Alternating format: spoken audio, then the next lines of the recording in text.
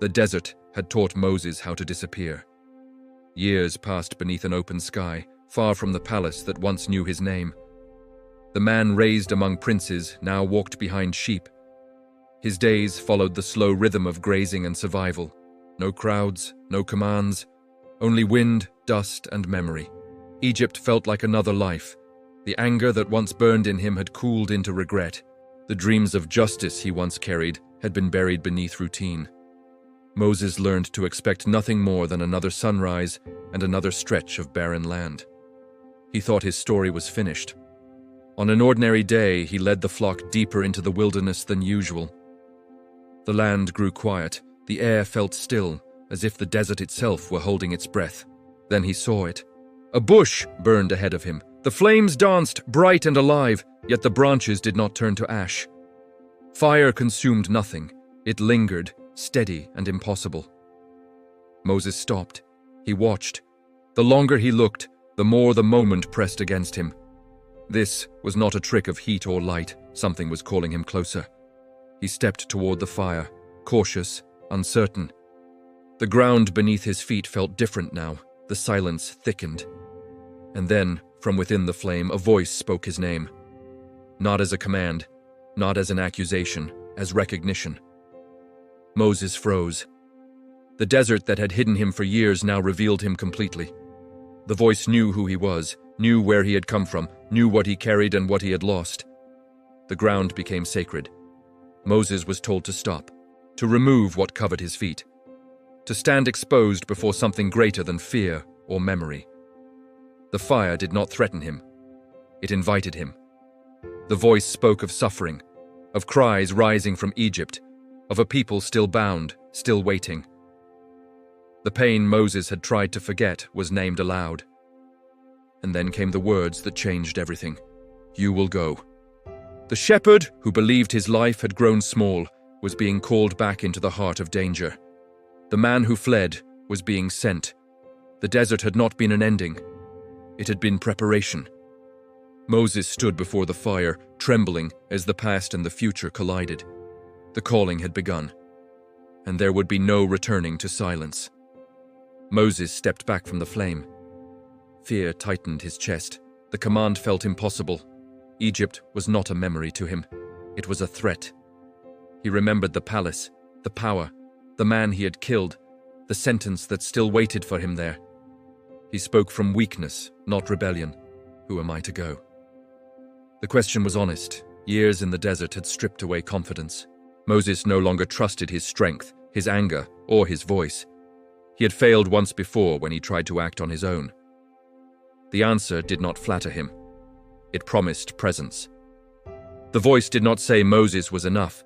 It said he would not go alone. The task would not rest on skill or force, but on obedience. The outcome would not depend on Moses' power, but on the one who sent him. Still, Moses resisted. He asked for a name, something solid to carry back to a suffering people. The voice revealed itself not as a distant God, but as a constant one. Unchanging, ever present. The same through every generation of pain and waiting. Moses listened, but doubt lingered. What if they do not believe me? The fire answered with signs. A staff turned and returned. A hand was struck and healed. Power was shown, not to impress, but to assure. What Moses feared was addressed one by one, yet he pressed again. He spoke of his speech, his slowness, his inability to command attention. The desert had quieted him too much. Words no longer came easily. The reply was firm.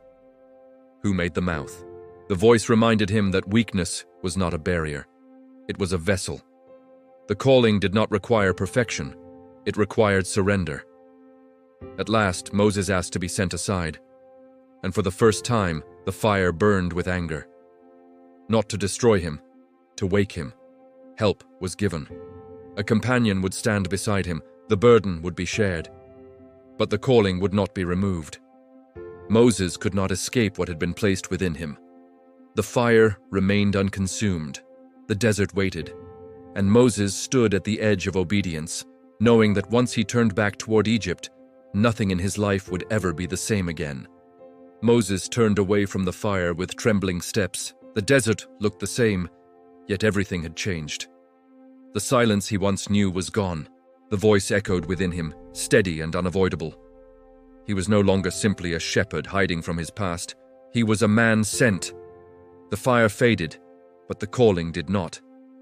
Moses returned to the path he had walked for years, now carrying a burden heavier than any he had known. The staff in his hand was no longer just wood. It was a reminder that power does not begin in strength, but in obedience. He would go back to Egypt, back to the place of fear, back to the throne that ruled by cruelty, back to a people who cried out for freedom, yet might doubt the one sent to lead them. Moses did not leave the mountain confident, he left willing. The calling of the burning bush marked the moment Moses stopped running. The fire did not consume the bush, and the calling did not consume the man, it revealed him.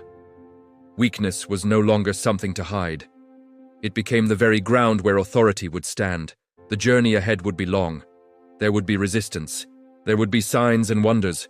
There would be failure, frustration, and fear. But the foundation had been set.